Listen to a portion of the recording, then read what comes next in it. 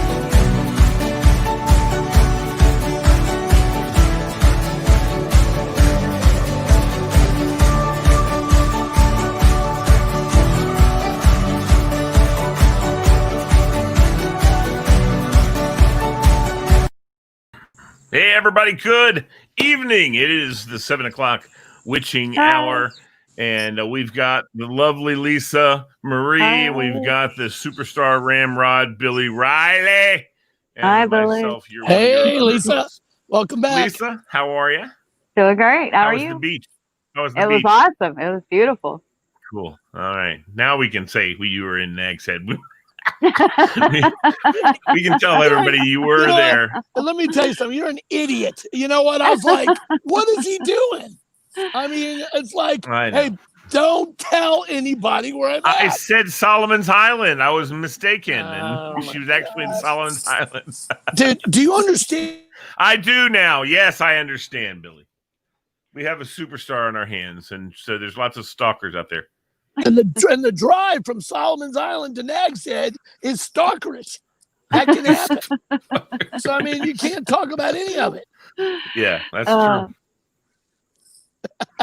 I know. Oh, my God. So sorry, Lisa. I hope no one. Well, I know one was fine. in proximity. Yeah. But, okay. Yeah. So, Billy. Right on. What have you been up to, man? Man, I'm you have a good day today? Yeah, I had a really good day today. We had, as you know, the MoreJoy programming and business structure is coming along. The blaster's about halfway up my freaking anus with stuff. So he's killing us with the giant business plan. Look how big your head's getting. It's about to explode. So we got big stuff. We've got big stuff. We've got big stuff coming. Everybody's got a big role, and there's stuff coming along. You know, our Monday night show. Everything is coming along. Our Monday night show. Our Monday night show goes national next week. So, the topics we're covering and the people we're getting on here are growing. It's going to be really good. And our Wednesday night show is starting to grab legs, and we're going to, we're zeroing in on the focus. So it's an exciting time. Indeed, I like your shirt, Billy. Thank you, dear. I'm kind of blended into the background. So you are camouflage. That's right. That's right. I'm starting to get hip to these bugs. All I can see is that mustache, that big old mustache hanging out. That's right. That's right, baby. That would be called the 2020 porn stash style, because that's not ever going away, baby. That's never. Porn stash. No. Yes, sir. Lisa Marie can tell you. Lisa Marie can tell you all about that. I don't know anything. I don't know anything. I'm anything about that. It's a porn stash, baby. It's a Tom Selleck, Sam Elliott special, baby. Well, one of our guests said that Lisa was the yin to your yang, and Lisa, I think, had a bucket handy. They had to go, what? I don't think so, baby. We have there's a good rapport going. We got a strong team. We've got, the right kind of people coming on board. The blaster's going to put it all together. The lawyers will handle the rest. And then we're off and running because we're not looking back. I mean, there's really good things coming down the pipe. I'm excited about the opportunities. We're way ahead of the curve. And, as long as we can, stay focused on what we're doing and get the right people on, we're going to be fine. Yeah. Yeah. What's the latest with the bars downtown in Fairfax? So just in Fairfax City, status quo. Everybody still doesn't know what's going on. Everybody's still closing around 8, 9, 10. There's not a whole lot of inside traffic, but that's happening in a lot of places. To go, food is still the thing. There's still a lot of charity work being done for a lot of places and a lot of people out there. Everybody's trying to staff back up.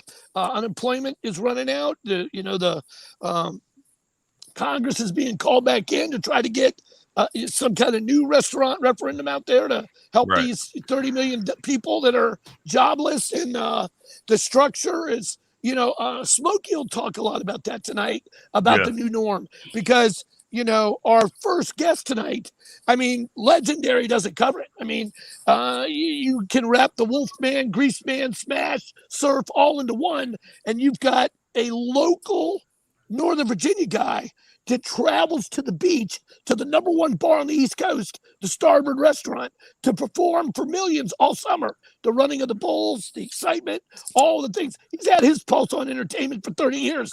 I mean, he's a legend. So he can kind of tell you, what the summer people are doing when they go to the beach to try to figure it out. And it's a mess. It's still a mess. It's going to be a mess for a long time. I think the entire year is going to be a mess. Right.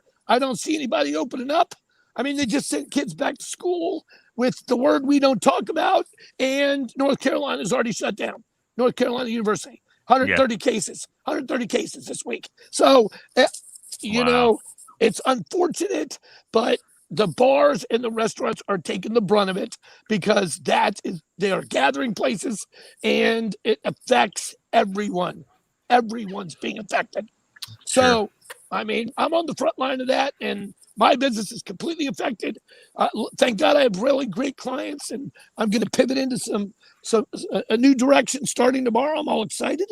Got my teeth ready to go. It's ready to roll. I'm excited. So new job starts tomorrow, and I'm thrilled about it.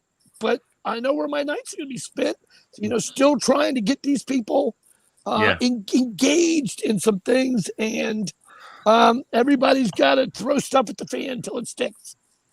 That's it. Right. Well, what do you say we bring on our first guest? What do you think of that, Billy? You think it's a good idea? Ladies and gentlemen, Lyndon Smokey Lansdowne. Let's do it. Boom. Oh, hey, there we go. Boom. How's it going, everybody? Smokey. How you doing? There he is. Look at that. Listen to that. Listen to that voice, huh? That's right. That's the DJ voice right there. That's right. Here's the battle going on. Bailey versus Boom Boom versus Smokey. We'll do the DJ superstar voice. Try to get a little deeper with my voice there. How are you, Smokey? Nah. You're good. You'll kill me. No, that's great. I'll try to go low too.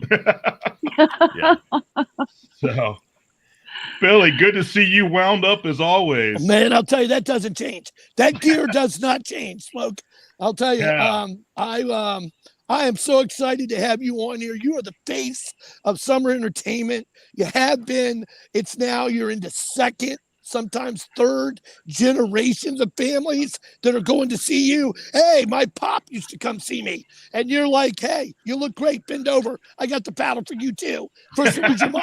First it was your grandma in the 80s. Now it's your mom in the late 90s. Now it's you. Bend over and let me whack you a couple times. I Now, love for it. people that have no idea what you're talking about, that just sounds really weird. It does. Yeah, It he does. likes Well, to do you that. go ahead. Yeah. You go, I can see Lisa's eyes just going, what? Yeah, what is this about? What's If going you- on here? Smoke, he'll get to it. You just do your thing. Give us your history, my brother. Yes. All right. Well, for those who don't know, I've been a DJ in the Washington, D.C. area for over 30 years, which means I've known Billy for over 30 years, so don't hold that against me. I'm sorry. It's been trying, but I've made it through, so I that will. works out really well.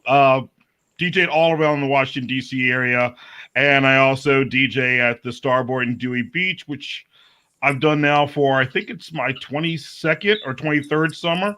So, Wow. yeah, Seen it time all. flies when you're having fun.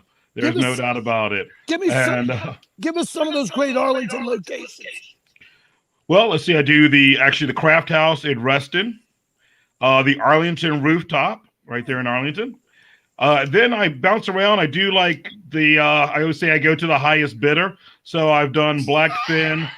Of course, now where I started was Yeah, back give us in some history.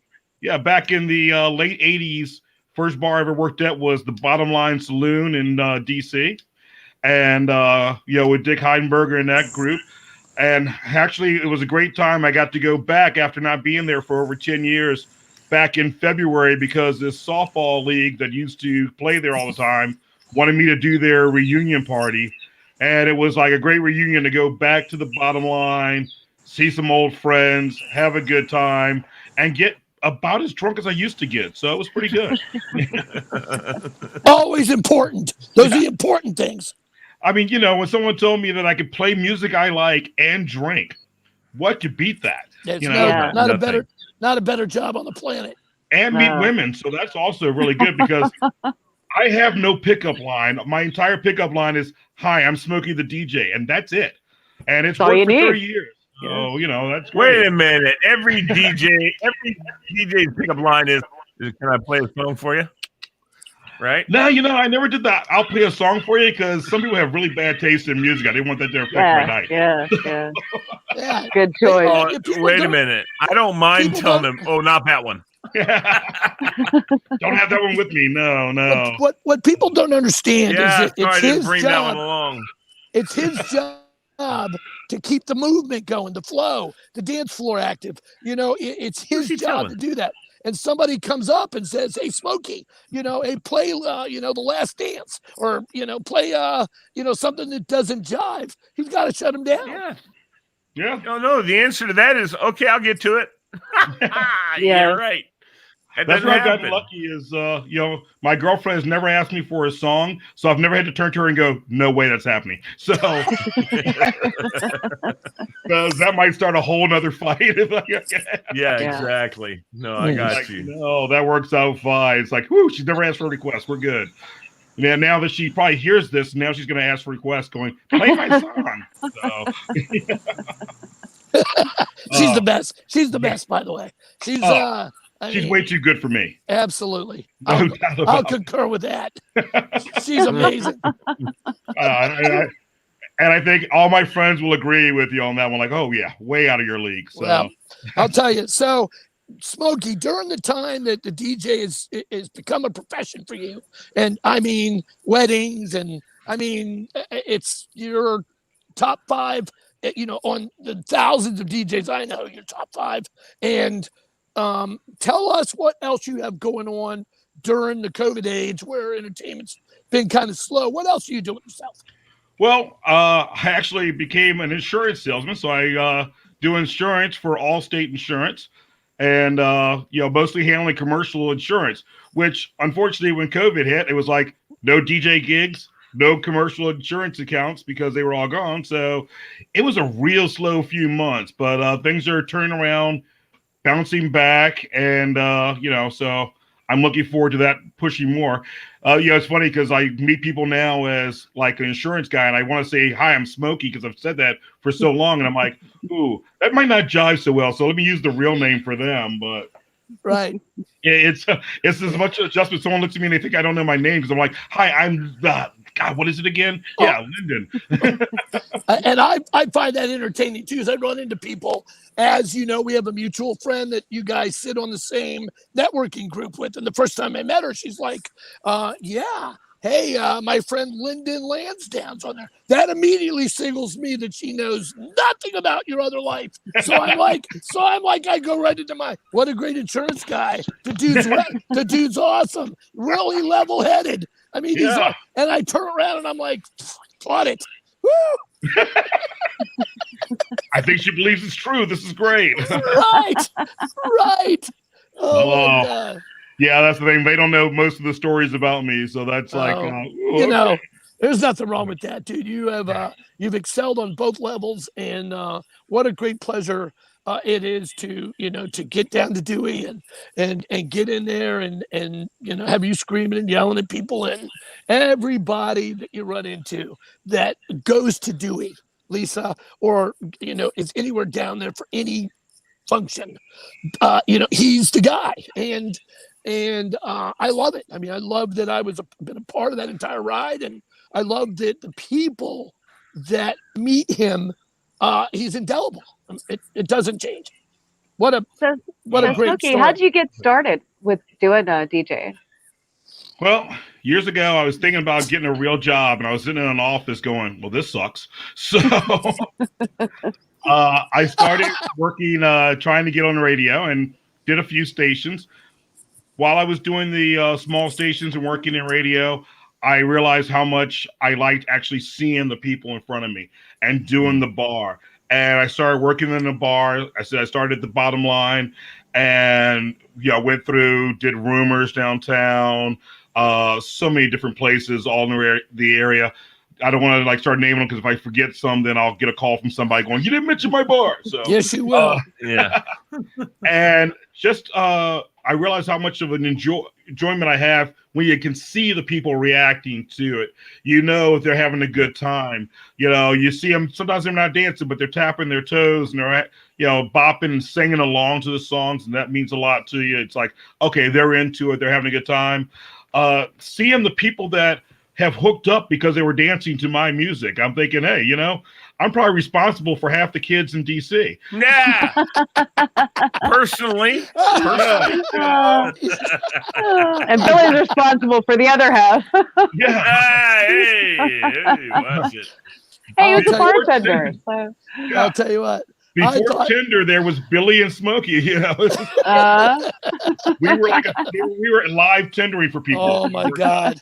I get those calls all the time. And what I like about that part of my journey is I get calls from people now that went on to, doctors, lawyers. They went on, they have these fabulous lives, or not fabulous.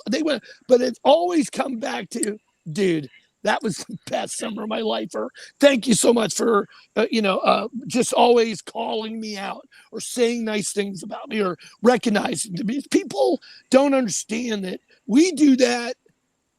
It's just inherent for things we do, Lisa, Lee, when we do that. And we don't really understand that one guy that went about his life, and he had life and kids, and now he's either married, maybe still, or looking for a second journey. And you know what? There was a time in his life where he was one of the dudes and motherfuckers we call that audience. Dude, what is up, my brother? And you know what? That guy had instant credence. I mean, the guy had instant status. And they're like, dude, the DJ? I'm like, yeah, what do you want to hear? I mean, what is it? Do you want to hear? What's going to get that 3.5 minutes that's going to get you riding home with me?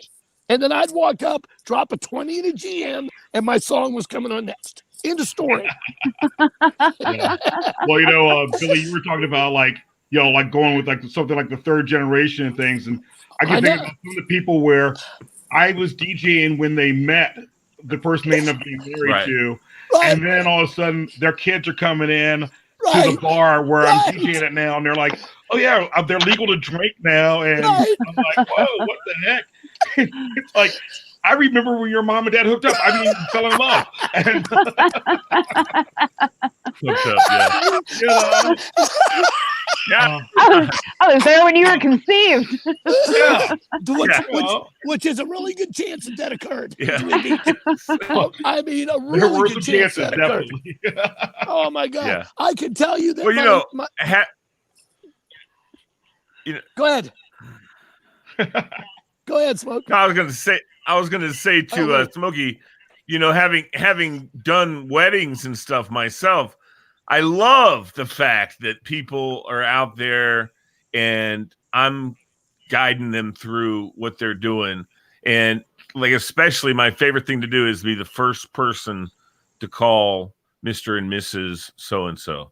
I'm when they come into the reception, I get to be the first guy that ever calls them Mr. and Mrs. So-and-so.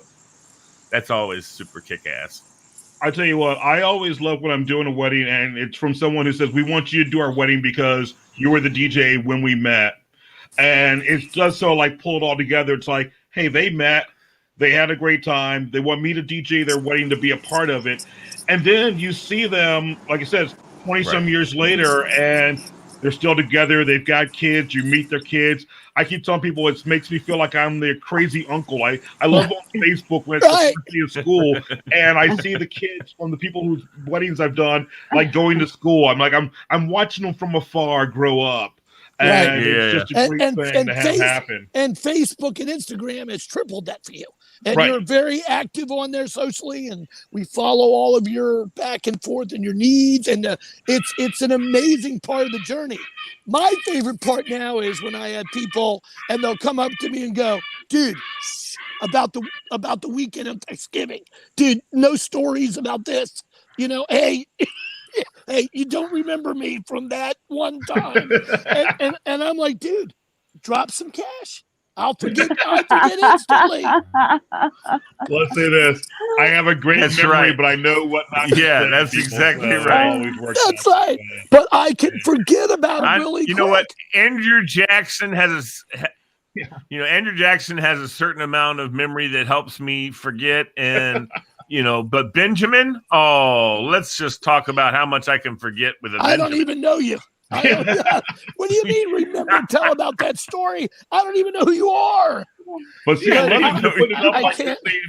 you keep saying it like you're talking from the guy's standpoint.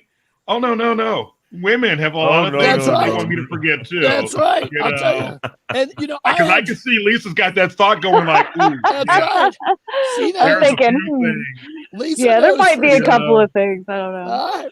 And you know what? That's all part of the mix. But I think you hit the nail on the head the most, Smokey, that you are an indelible part of the fabric, the history, and what we're about in this Northern Virginia show and what we're discussing.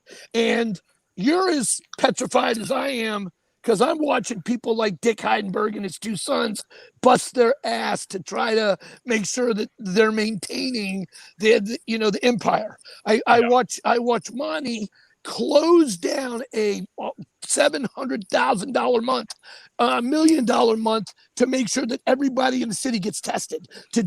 I watch everybody pivot, but I panic for the smaller guys, the littler dudes that you might do one night there. Scott Porter at Arlington Rooftop. I panic for him. I mean, he's survived so many other natural disasters that this is just another one. So that's what we do. That's what Lisa and Lee and I, we're getting everybody on here that wants to talk about their business, part of the business. And there is no doubt that when I travel the country and when I go places and somebody mentions Northern Virginia, DJs or Dewey Beach, it's you. And it's always you. And, I'm honored. I'm honored for that. I thank you for that, but I will say, like you feel, I feel for all these the small guys, but even the big ones, because the big ones are employing a lot of people, and you think about, okay, when they're not getting the business in, they've got to cut back on their staff, and you cut back on your staff. I mean, I look at it around at the Starboard right now, and we're not using as many bartenders as we usually use. we would have shooter people walking around at night with trays of shots they were selling, and that was actually a great time for those people to work their way up doing the shots. Sure. And all of a sudden becoming a bartender and getting the big spots, and they're missing out, and that's like a year they're not going to get a chance to do that, Right. and that slows them up because that's the one good thing you're talking about, like Dick Heidenberger and of course Monty. Those guys are really good about taking the staff and moving them along. And so you see somebody who one day is your bar back, but then he's going to be moving up and he's going to bartend. There's going to be the guy who is or the lady who is running shots, but then she's going to get the bartending shifts. And they're missing a year of basically training. And that slows you up a lot, and that really does affect things. And you know what? I mean, I think that we all sit here, and I think that we think that after all the 80s, 90s, and the 30-year run that you had on that, and it always grew and grew, and you watched places expand and grow. You watch some close, you watch some come and go, but the gist is always there. Now it's unknown. This is an unknown. This year is over. It's over. Not something that they were controlling. I think about the places where people were trying to expand, so they did like improvements on their places or bought a second location. And you buy a second location thinking this is great. I'll be able to have this up and running, and starting in March or April, and you're shut down. Right. And all of a sudden it's like that place never gets footing, and you got to get paid. And you have your folks out there that we're so used to it. I mean, that's just it's in my blood. It's what I do 7 nights a week. Dating or not dating, married or not married. I was out. I was in the clubs. I was in the bar. That's my business. How do I stay on top of the business? How do I stay on top of the cutting edge? How do I stay relevant? And now when I'm out doing it, it's Billy, what's next for me? And I'm like, you just got to get creative. We've got to figure out, how do we enhance the to-go? How do we enhance this? How do we keep your name out there? How do we make sure that it stays relevant, because 2020 is gone? That's the one thing I was saying. I love the fact that some of these places are getting creative, and also some of the towns are helping out by doing things like having the outdoor seating is huge. We have it in a lot of the places in Dewey Beach, and I think it really adds to that. If you can put it out there and not use your parking lot, but use it for outdoor seating, so that you can have the people out there, because one, they're going to feel safer outside than they do inside. They see it, as they're walking down the street, they can see it and visualize it. Hey, this place is open. Let's go in. But it also gives it a nice beachy feel. If you're at a beach bar and you're outside, that just works so much better than being at a beach bar inside. So I think that's helping, and that's one of those creative things that I hope will continue after this. They were doing to-go alcohol. I hope they continue to do the to-go cocktails. I think that is a great thing. Right. You come in and a meal, and okay, well, here I'm getting this meal to go. Yeah, why don't I get a couple of margaritas to go? Great, down to the starboard, you got orange crushes to go. I mean, that's been a big help. It's not going to get us back to where we were, but it cuts into the amount of loss that we had. Right. It's everybody's pivoting. Everybody is throwing what they can against the wall and doing what they're doing. And you're so right. My youngest son is in the business, and he's a bar back. He's lugging stuff. He's mopping floors. And I don't know if that's going to be his complete follow-up. He's with the Cordero group, and I couldn't be happier. He's at prime time, and he loves it. And he's 16 with the vision. So, am I going to steer him somewhere else? I don't know. I want him to get his degree and finish up, but I'll tell you what, I wouldn't change anything in my direction, or I wouldn't change any part of it. I just want these people to be successful. They're my family. You're my family. I want you to do well, and you're just you are the top of the ladder, bro. I'll tell you what, I'm happy that you have your son starting off at the bottom and working his way up. Just like too many people want to start at the top. Yeah, just like I did, dude. And it's no, you got to work. You got to grind. I mop floors. I mop floors. I picked up I tell people I started at the bottom line. Yeah, I started at the bottom line. My first gig was there, but then I went like months of working in little bars where there was like 4 people in there until I got back up to doing in the middle of DC and doing all that. I get like now I can go into any place I really want to, but that's from years and years of building up. Sure. I don't want to get shortchanged on time because I really want to explain the paddle to Lisa. Go ahead, because please. You're good. I know we were talking about a bunch of other I'm stories. still wondering about that. Yeah, and I know you got Brian coming up, so I want to make sure I get this out. So when I first started down at the Starboard in Dewey Beach, the guy, John Hardy, legendary DJ down there, he had a bunch of paddles, and they were like, just for like thanking people for different things, just to have fun and something stupid. Somehow I started like doing it more, and people started taking pictures, and it got to where everyone just associated me with the paddle. Now that show us the look. I want to show. You may not have a paddle in your hands, but show us the look. It's in a million pictures. Okay, so we do the thing called the spank face. So right. That's when I have the person step in the picture. I'm going to do a spank, and there's like.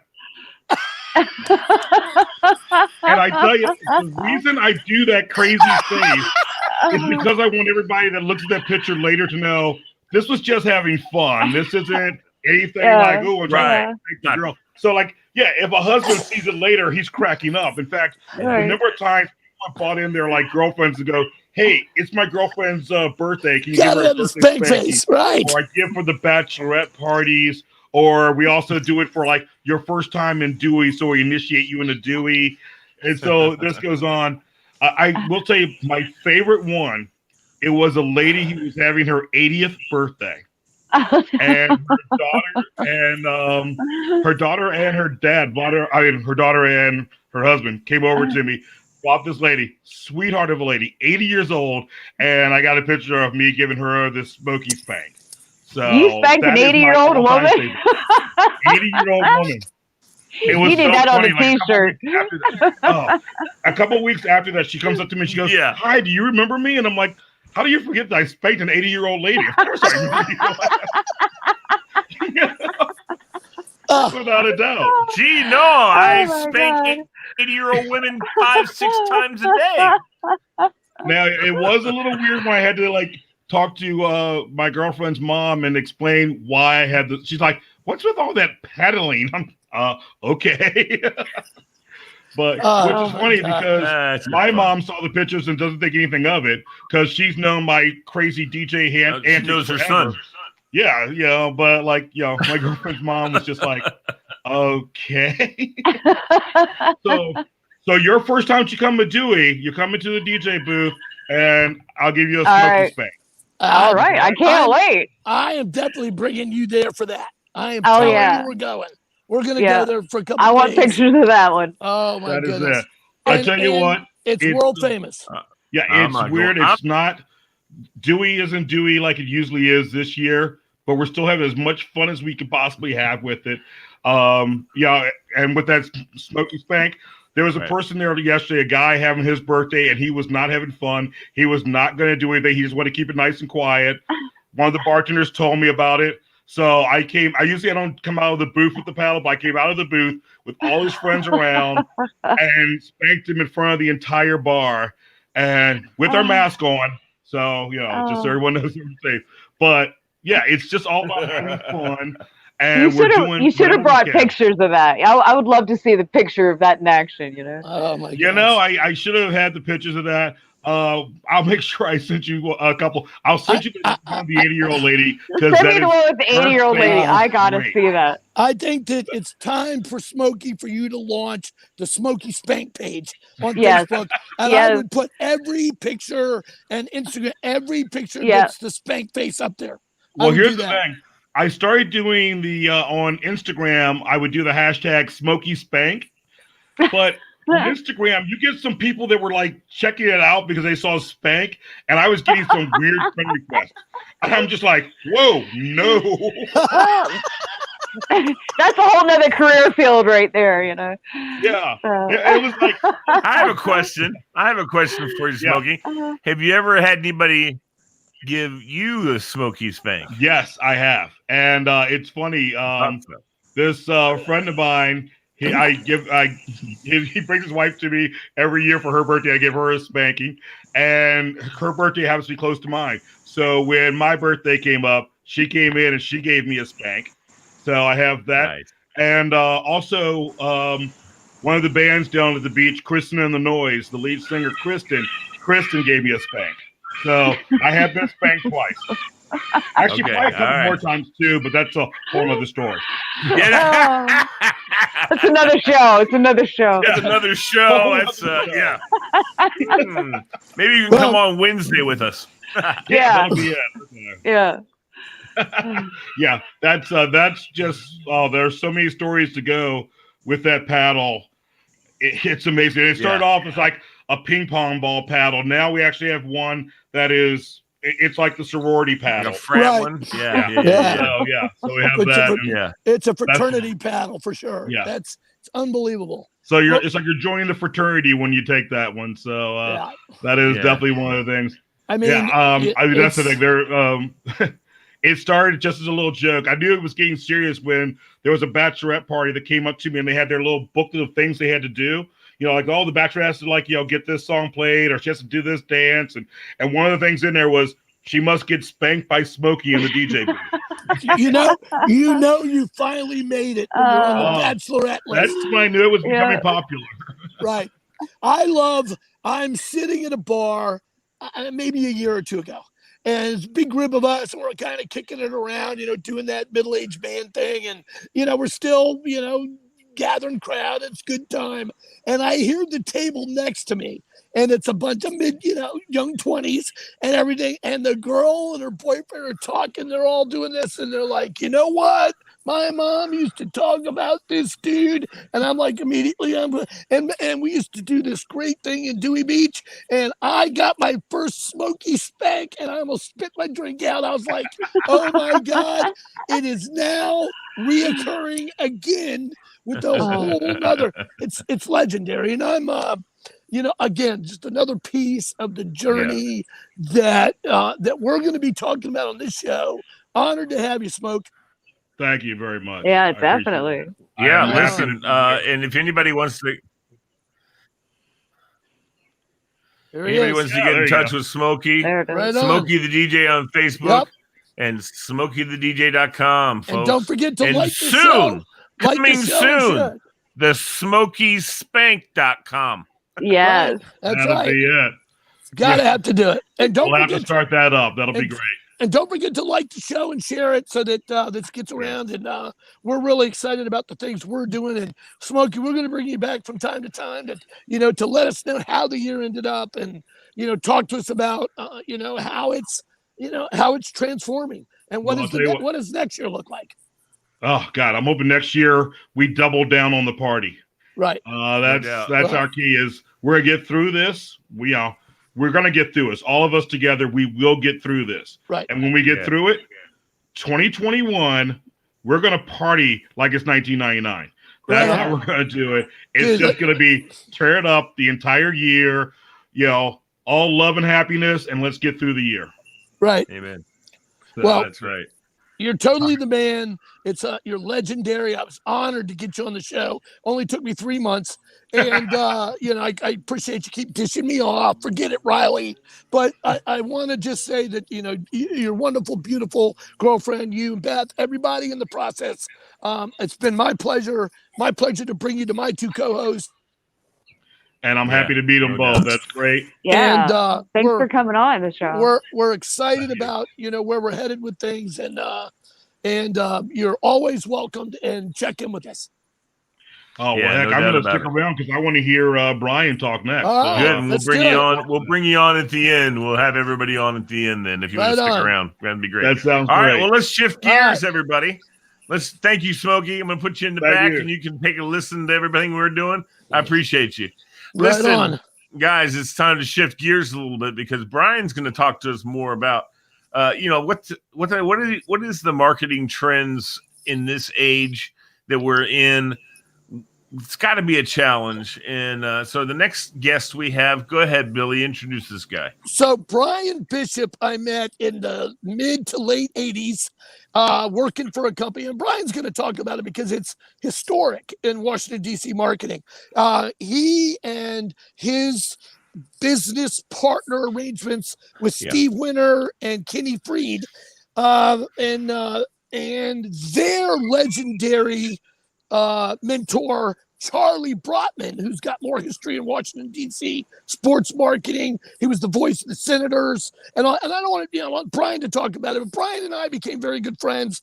Brian's my mentor. He is our main source of marketing for us, for the Shamrock Solutions Group and the things we bring in. So without further ado, Sage Communications and Brian Bishop. Hey guys, happy Monday. I am going to have a hard ass time following up on the spanking paddle. I mean, I was in a fraternity at Mason, and we'll get to a couple stories about that, Billy. But yeah, I'm the straight guy here. Holy shit, I'm in trouble.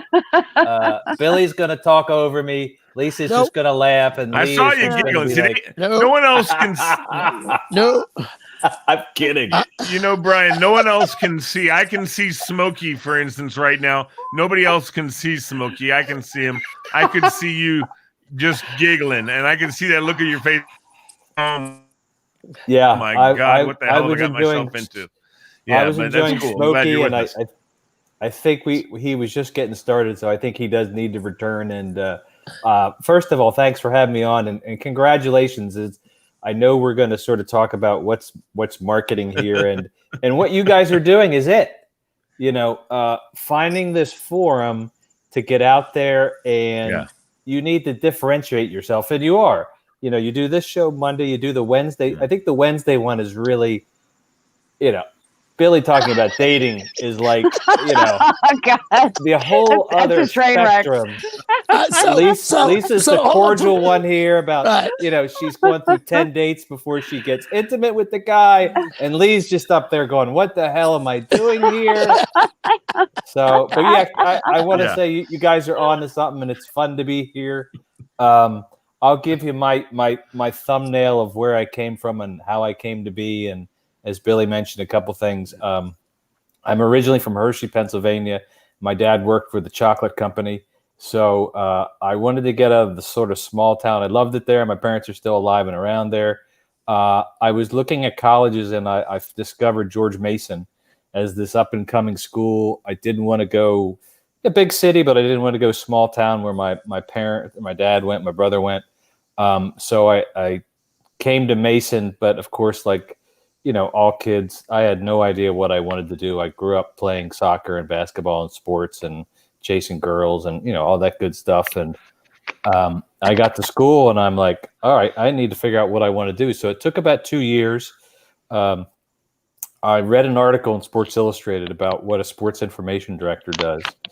And for those that don't know, a sports information director does basically PR work for the university's athletic department. So you're promoting the basketball team, but as well as the lacrosse team and the volleyball. And so I thought, wow, that's cool. I don't know what I want to do, but I love sports. Like, half the guys out there are more, and I'd love to get involved. And this was right before it sort of has exploded into this monster sort of industry. Professional sports is come a huge way. Just look at the Redskins, and we can talk about that a little later. They were sort of, doing okay, and then the NFL just went out, went gangbusters with TV revenue and money, and my God, it's huge. So my junior year, I wrote to all the sports information directors around town and throughout the country and said, hey, how did you get your job? What do I need to do to get started? And there was a consensus that you need to work on your writing skills. You need to really be able to communicate effectively. You should get as much experience as possible. So I spent my last 2 years at Mason working in the sports information office. This is live radio. Is that your dog, Ray? That's okay. I can mute everybody. It's not, Billy doesn't have a dog. I think they heard the bird and the host. And the host is. No, there was a dog. It wasn't my dog. I think it's a dog that just walked behind me. Oh, okay. Wasn't my dog. I don't have a dog. And I'm frantically over here muting people and muting Billy, the dog's barking, the bird chimes in. I'm going, good God. Boy, this is live radio, baby. Yeah, Lee, you of course know you can't mute Billy. He would find a way around that somehow. I know. He always does, unfortunately. but anyways, back to my Mason. So I went to Mason and I worked in the sports information office. I graduated and then I thought, oh my God, I got to get a job. And this is the lesson learned that regardless of what industry you're in, it's working hard and persistence and being at the right place at the right time. And I had some background working in soccer at Mason. A company called Brotman Communications was looking for an entry level to work on the American Professional Soccer League, which was a fledgling soccer league, had like 7 teams, 3 in Canada and 4 in the States.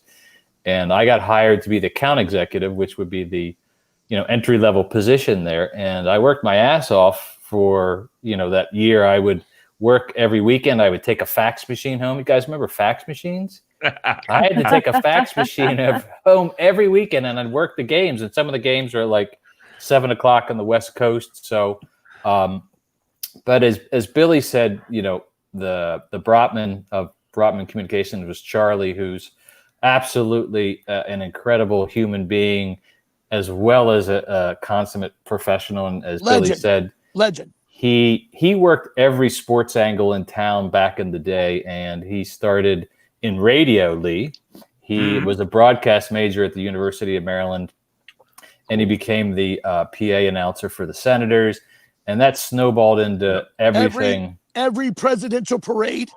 Oh yeah, the announcer since Eisenhower. That was so great since you guys saw the last few years. He tried to get to be the presidential announcer for I think the 12th or 13th in a row, and he got kicked aside by the current president, and then so he took that to a whole nother level, and he was the presidential announcer for the big marches, the Moms March, and he milked that to all it was great. It was just so Charlie, and he's 91 today. He is doing great. He's slowed down a little bit. He's at Leisure World in Silver Spring, but he still has a part-time job with another firm in DC and does some work. So, but I've been taken on this wonderful journey. This was my first real job where I'm at right now. It's pretty amazing. Back in the day, you guys remember a little company called AOL and some of those digital tech firms, and everybody jumped ship and thought, wow, this tech thing is great, and I'm getting stock options. But I've always said I've enjoyed what I do, and I enjoy who I work with, and those are 2 key things that make my life happy. I'm happily married with 3 kids, and it's just it's been a wonderful ride, and I'm happy to get into some crazy stories and good stories and bad stories. And my first year into working at the shop, we were working with the World Cup. This was 1994, and so the World Cup coming to the U.S., humongous, tremendous opportunity. Huge, yeah. And so we had our fingers in a couple things there. We were working with Hair Cuttery on a sponsorship promotion. We were also volunteering for the Washington, D.C. committee. We also had this professional soccer league going on simultaneously. And so we milked this for all it's worth. And there's this one story it's just typical of Steve and what he does and my nature too. We had our championship for the APSL out in Los Angeles. And it just so happened to be Los Angeles was also a site for the World Cup. Now, as volunteers in DC, we had special uniforms that were sort of, all the volunteers had similar uniforms, except your badge was different. So we, of course, went out to Los Angeles. We were going to promote our championship game, and, promoting the American Professional Soccer League versus the World Cup is sort of like an ant versus an elephant, but that's not going to stop us. So we used our credentials to get into the Rose Bowl, media center, and we're passing out flyers of our silly little championship game. We did a media game where the media plays against each other in a soccer game. And then afterwards, Steve's like, all right, well, let's go watch the game. I'm like, what? We don't have tickets. How are we going to get in? He's like, just follow me.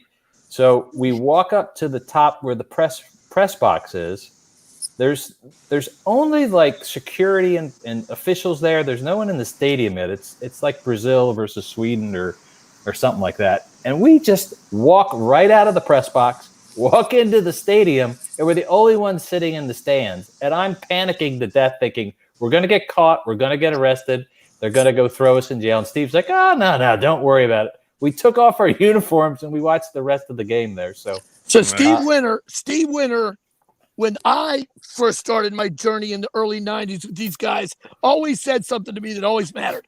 Act like you belong. Absolutely. Yeah. On my last contract, 2020, with the DC Defenders, I said, "Hey, I've got this badge, Steve, what am I doing?" He goes, "Billy." I said, "I got it. I'll act like I belong." So it never changes. Go ahead, Brian. Yeah. So that was my indoctrination to this great sports PR and entertainment firm. This was 1994, and I've worked on so many great events. Fight Night is certainly one that was the top charity event in town for the longest time. It was held at the Hilton on Connecticut Avenue where Reagan was shot, and it was such a political. Everybody from politics and Hollywood would come to this thing, and what they did was James Brown, Living in America. Oh my God! They raised millions of dollars for children's charity because the founder was a gentleman named Joe Robert, who was a self-made millionaire living in McLean, but he grew up, working class kid in this area, and he was a boxer, and he had professional boxing at these things that was sort of secondary, but they would bring in these superstar legends from Joe Frazier and Ken Norton. I have all the pictures. I loved it. That's really shocking there. Billy would probably go up and just pictures of all them. Yeah, of course. So that was a spectacular event, and that happened we did that about 20 straight years, and they had, as he said, James Brown was entertainment. And I remember Joan Jett one time, the ring announcer said, "All right, it's Joan Jett and the Heartbreakers," and she looks over at him like, "Oh my God, I'm going to kill you." Of course, it was. So yeah, that was. We met Billy during that time, and it was also during the time of the Bartenders Ball, which was the biggest party for the biggest partier in the world, the bar industry, and I think he was knee deep in that. And we, Steve and Kenny were, I think when they started out of school, 25 and 22, so they were in that whole downtown bar scene of DC. And, so every event BWF had or Charlie had, I would get the call and I would get whatever beer company I was with or whatever brand, and we would all link up and do that. And then, we look up one day and it's 25, 30 years later, and I'm sitting at my desk in February going, "All right, what are we going to do about the contest and the bartender thing?" I'm talking to Lee about starting all this up and all of these different things. And I get a phone call going, "Billy, it's fine. XFL, new football league. Can you pass out some flyers for us?" I said, "We're on." I didn't even think about it. I said, "We're in. Let's go." And it was huge. I mean, unbelievable. Yeah, it was a perfect storm getting to work back with Billy because, his expertise is obviously the bar business, restaurants and clubs and downtown and entertainment. And, we had been trying to hook up and work together for a while, and this was the perfect storm. And it was just, it was going so well. The DC Defenders had really taken a grip. Number one out of the 18s. We were killing it. Yeah, it was, everybody had fallen in love with it. The games are great at Audi Field. If you've been down there, it's an outstanding stadium for watching. They priced the tickets right, and Billy and his team did a spectacular job of getting the bar business really excited about it. And it was, our team. I mean, say what you will about the Redskins, but the fan base has soured tremendously, and now it's hey, this is our team. That's right. And and then that March 15th came, and we just were severed, like our artery was severed. Yep. Such a shame. Unbelievable. I mean, it's across the board. But as Brian said, and what I'd like him to talk about in the last 10 minutes, is what we're doing, Lee and Lisa, is what's happening. This is the pivot. This is what this world-class organization, BWF, Brotman and Sage Communications. That's what they're pivoting to. These are the shows. These are the educational factors. These are the things that are happening. So my conversations with them a couple times a month are headed that way. And we're right on the pulse of what's going on. Brian. Yeah, the virtual events. I mean, we even have a division within our shop. It's a 55 person shop. There's a division exclusively for virtual marketing, and while their focus is a little more government contracting, that's what we're trying to figure out within ours, because we were so deep into the publicity and the special events, and then we lost probably about 8 events. Some of them went virtual, thank goodness, like the Army 10 miler is transitioned from 35,000 people to they're going to have over 10,000 virtually, which is spectacular. And as I mentioned at the top, what you guys are doing here with webinars and podcasting, it's the wave of the future because it's so easy to execute. Video. Yeah. But then the big trick, and we can all appreciate this, is how to monetize it. We used that word 10 times with Billy in conversations, and it's I'll give you an example. We're working with the Museum of Science Fiction, which is a virtual museum that just started a couple years ago. And we've tried to put together a series of webcasts, and it's tricky. We only charged $5 at one point. There was a free session portion of it, and then if you wanted to stay on, they charged $5. And then the celebrity guests, if you wanted to do one-on-ones, they would charge more. And it's tough because everybody's doing this, and that's another thing I said a little earlier, is how do you differentiate? And I noted earlier that your dating game and having you guys sort of scream at each other and have different opinions, and because I don't want to hear the same old stuff. I want to hear, my brother's a producer in Hollywood for reality TV, and it's all about, you can't just be talking normal stuff like the regular guy. I would be horrible at a reality show because I'm just straight-laced white boy, bored, no issues. I'm happily married. They need crazy ass people like someone in the square above me to the right. And that's why that's something like this works. And then I get a phone call once every couple of weeks. What's up? Hey, what's going on with you? Let's grab some coffee. And an hour and a half later, I'm looking up and he's in tears and he's laughing at my freaking crumbling life. No, what's happening and what's going on and what happened with Lisa and I and where we were and all of it. And the reality is that's who I am and that's where I'm at. And you know what? I wouldn't change any of it, but I look and I'm so happy to have Brian and his beautiful wife. She's fabulous, and his kids, because I can go visit the basis of what I probably will never have. Lisa and I, you and I talk about that all the time. Yeah. It's just a journey. And I'm not teasing you about your crumbling life. I'm teasing about the crazy ass shit you did 25 years ago I can't even repeat here because I don't know what people know and people don't know. I know, but it's all good and that's okay. And the crumble always seems to rebuild.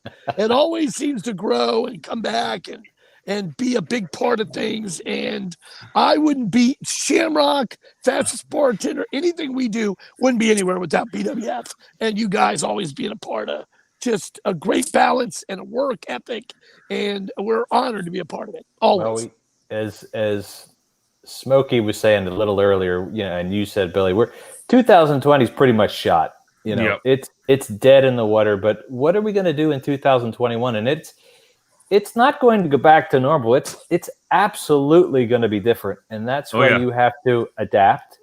Yep. You have to take stock of what you're doing, and it's professionally and personally, because things are going to be very different, and you've got to roll with the punches. And especially in the restaurant business, man, you got to be, like you said, creative. Like I look at a guy like Bill Hamrock and then Randy at Ornery, and they're like, man, they didn't stop. They're trying to be creative as all get out. They've laid people off. I'm sure. I know Randy's laid off a bunch. Yes, but he's chugging forward with 2 things, and he's not complaining. He's just you got to work harder than the next guy. You got to keep grinding. That's the word you're looking for. Stay on the grind, and once you stay on the grind, and you get the to-go thing down to a T, and that's your basic thing, and then you get your outside working, and like Smokey said, and once you get all that going, you know what? You're at least maintaining. You're keeping the lights on. You're keeping your key staff taken care of, and then the rest is, what's next? And Brian, that's where we're at. We're all trying to figure out how we position for what's next. The magic elixir, and it's not. I don't think it's a money thing. I think it's being creative and gating your customers and going back and getting loyalty. Because I feel it. I live in Annandale, and I want to support these groups. And one of the things I've done in my sort of other hat I wear is I'm a president of a civic association, and we've had the Coyote Grill food truck out 5 or 6 times to our neighborhood, and I'm like, yeah, I want to do that for them because they're hurting. They've had to lay off a lot of staff, and people still need to eat, and they don't want to. If they don't want to go to restaurants, they feel more comfortable going to this food truck and picking it up. And people need to step up and really help these retailers and restaurant business because they're not getting the big bailouts that the big companies are getting, and they're having to lay off people, and they got their rent they got to pay, even though they're not running full throttle. So it's tough out there, but you just gotta keep grinding at it and being creative, and like I said, like with you guys doing here, this is a great thing. Just keep getting Smokies of the world on and talking about Spanx, and you're doing a good job. And there he is. There he is. What's going on? All right. You never left our hearts. It's like you say my name a few times, I show up like Beetlejuice. That's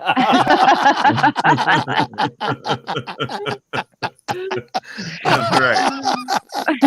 And I think you were on to something there, Smokey, where you were talking about the municipalities have to change. Like, I think the city of Fairfax, as Billy knows, is one of those municipalities that's in a crossroads and really could go take a right or a left is going to determine whether they're going to be successful or not. Yeah, but they're stuck right in the middle. They're stuck in the 1970s and 80s. But I'll tell you what's happening. There are some really big movers and shakers. We have a very implemented, brand new city council staff that comes in. We've got a very progressive EDA director with Chris Bruno. The downtown district has got Shannon Duffy Daniels, who's really getting the restaurants and the bars, and she's got a webpage, and everybody is pivoting to the best of their ability. But that doesn't mean that people are coming out. So you got to have a mainstay and a creative, and you just got to understand that this year has sailed. That 50% of people that are coming in your place, that's the standard. Yeah, I think Fairfax City was on the right course with the events they were having in the downtown. Oh my God, they were there. Good owners. It's all gone. Yeah, it's all gone. They got to start from scratch. You've got some really creative people like the DeMarcos, Michael and Joanne DeMarco, that are opening up a new live music venue. They're doing a live guide. They're selling 7 tables, 8 tables. That's all they can do. But every Friday and Saturday, they're rain or shine. They're putting a freaking guitar player out there. And you know what? You just got to do it. You got to stay on the pound and on the grind. Yeah. And they're pairing up with a beer company. So you know what? If it's 5 tables, you just sold 5 tables. It's $250, and your name is out there. It's all you got to do. Well, it's the key. Is right now, everybody's got to try and be as creative as possible to get people out. But even with that, there are a lot of people who are just afraid to go out. That's right. The beach, absolutely. The beach you see is packed. There's a lot of people around, but the bars are slow right now because people don't really want to get in there and be around a bunch of different people. So it's a process that's going to take a while for people to feel comfortable coming out. Hey, but you got to keep that creative flow going. And hey, Smoke, you know what? I watch TV just like you guys do. I watch all the major channels. And you know what? When the Surgeon General and this guy from the CDC comes out and says, hey, go ahead and go to Walmart, go ahead and go to church, make sure you go out and protest and do all that. But if you go into a bar, you're going to die. You know what? You're going to have problems. There's nothing else you can do. And you know what? We are a giant society of lemmings, and that's what we're going to do. We're going to listen and not go into bars because we're going to die. And unfortunately, that's the reality. They don't say don't go into toy shops, don't go into hardware stores. They say don't go into a restaurant, you will die. Right. And and you don't have a choice on that. You can't. And it was back in the day when you go to some bars or restaurants, you may die from over drinking or doing other things. Oh my God! If you're gonna die, at least die, from an overdose of drinking 40 beers or something. Right. I think I built up an immunity being in the bars that I'm in that I won't die from any of this stuff. That's right. Hey, the bar business took its best shot at me, pal, and I'm still standing, bro. You're resuscitated. Yeah. We got to wrap it up, guys. We come to the end of the time for our show. Listen, I can't even tell you what an honor it was to have you, Smokey, on, you on, Brian. Brian, you better know that we're going to be talking to you, hopefully hooking MoreJoy up with you. And you know what, Smokey, man, I got spots on the radio station for some guys to spin some tracks. So whatever it takes, we'll definitely be in touch. Never have a problem playing music and having a good time with it. Amen, brother. No problem. I don't know how we can do the Smokey's Spank on the radio, but we can figure something out. It's all about the scheduling. That's the key. That's right. I think that's a perfect. It's a perfect sound effect as a bumper here for coming in and out with guests. There's lots of possibilities. We can spank them into the screen. I think you might have to save that for Wednesday, though. You guys on the MoreJoy Network, which I'm now a proud partner in as of today. Thank you, Lee. I couldn't be more honored to be, a VP of this. These guys are, and the people we're bringing on, and with the addition of Lisa Marie and with Smokey and Brian, these guys are my family. They're not just brothers in arms. They're not just creative guys. These guys are the one that when you go to the book and you pull it off the shelf and you dust it, these guys have their own chapters. It's amazing. And I'm honored. I'm honored. Thank you. Thanks for having me, everybody. I appreciate it. It was great to meet you both. Great. Yes, it was. All right. Thank you guys. Just as I expected. Nice to meet you guys. Well, good. Keep up the good work. Thank you very much, Brian. We'll talk to all you guys soon. Take care. See you guys soon. Bye. All right. Peace.